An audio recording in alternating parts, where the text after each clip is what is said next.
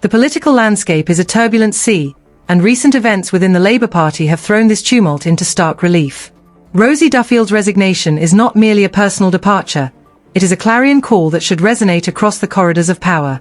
This moment is more than just a headline. It represents a seismic shift, an indictment of Keir Starmer's leadership that cannot be ignored.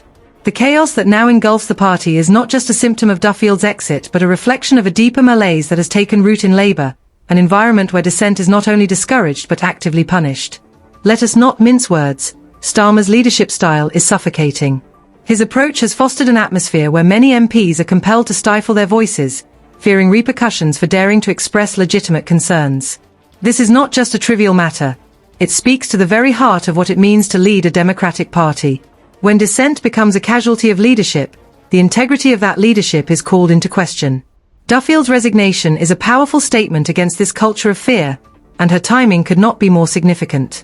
What is particularly alarming is Starmer's apparent detachment from the real issues that affect his colleagues and constituents alike.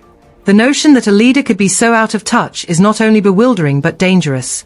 Labour is at a crossroads, and the internal strife that has bubbled to the surface raises serious questions about its future stability. Duffield's departure is not an isolated incident. It is indicative of a broader discontent that lurks just beneath the surface. Many other MPs share her sentiments, yet remain silent, paralyzed by fear of retribution. This is an unsustainable situation that threatens to unravel the very fabric of the party. We must also confront the allegations that have been swirling around Starmer's leadership. The claims of corruption, poor judgment, and a lack of accountability are not mere gossip. They are serious charges that demand scrutiny. His tenure as Director of Public Prosecutions has come under fire for failing to act decisively on critical cases, and now he stands accused of shielding controversial figures within the party from the scrutiny they deserve. These are not just ethical breaches, they represent a failure of leadership that could have been addressed if only he had the courage to confront them head-on. The atmosphere of fear that Duffield's resignation has illuminated is deeply troubling. The fact that MPs feel unable to stand up against policies that they fundamentally disagree with, like the winter fuel allowance cuts, speaks volumes about the oppressive climate Starmer has created. This is not leadership, this is tyranny cloaked in the guise of party discipline. The public is not blind to these issues.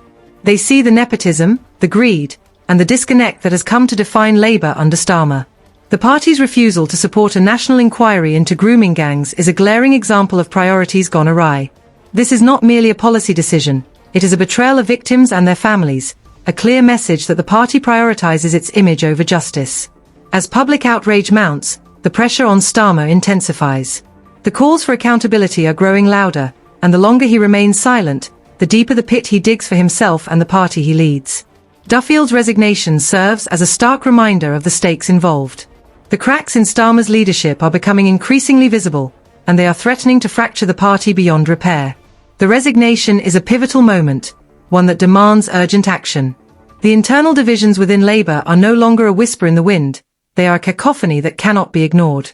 High-profile resignations and public criticisms are unearthing the fissures in Starmer's leadership, and the comparisons drawn by Duffield between enduring Labour's current state and being in an abusive relationship resonate with many disillusioned members.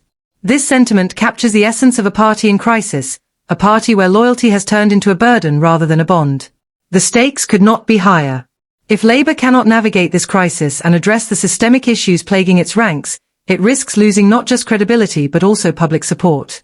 The resignation of Rosie Duffield is merely the tip of the iceberg. How Starmer responds in the coming days will set the tone for the party's future. The public is watching, and it is clear that the time for decisive action is now. The opportunity for change is here, but it will require courage, transparency, and a willingness to listen to those who have felt silenced for too long. The future of the Labour Party hangs in the balance, and whether it can rise from this turmoil or succumb to it is a question that remains to be answered.